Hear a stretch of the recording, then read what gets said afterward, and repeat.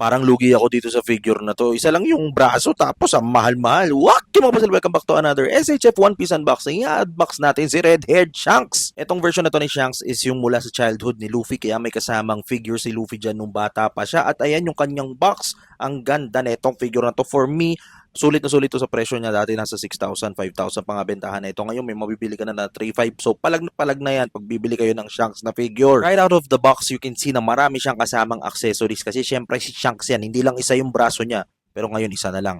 Ayan, makikita nyo, meron din siyang soft goods na cape. Buti naman ginawa nila yun. And pagpunta naman natin sa articulation, panalo-panalo din yung articulation nitong Shanks figure na to. Ang only gripe ko lang talaga is with the other SHF figures na meron tayo. Kagaya neto, si Shanks, meron siyang single jointed na knees na dapat ginawa na nilang double jointed kasi kaya naman nilang gawin sa ibang IP nila yun, pero ewan ko kung bakit. Pero ito yung batang Luffy at ngayon panot na siya, pero joke lang yun kasi yung sombrero dito sa batang Luffy pwede nyo ikabit do sa matandang Shanks.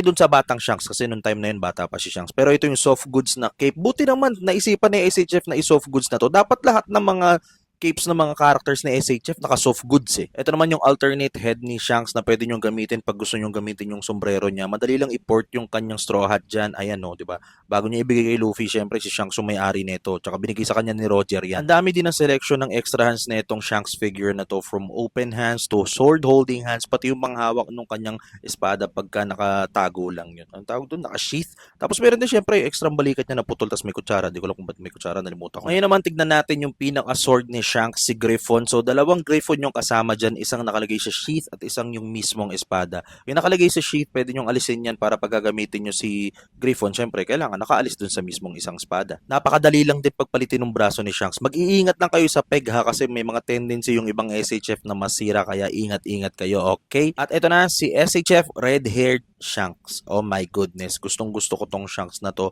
Bagay na bagay na nilagay nila yung soft goods na cape kasi oh my god, yung ibang figures ni SHF hindi naman naka soft goods. Example, yung Kizaru ang pangit, yung Eustace Kid ang pangit, hindi soft goods, tapos yung Law ang pangit, hindi rin soft goods. Kung naka soft goods yung mga yun, panalong-panalo yung mga figures na yun. Hindi. Tsaka hindi ko gets sa SHF nagtitipid siguro. Ginagawa na lang plastic yung cape ng iba kung pwede naman palang naka soft goods, so 'di ba? Pero ilang mo pa sila, comment nyo sa baba yung thoughts nyo dito sa SHF One Piece figure na to ni Shanks. So ilang mo pa sila, don't forget to heal your inner child, keep collecting, and I love you all.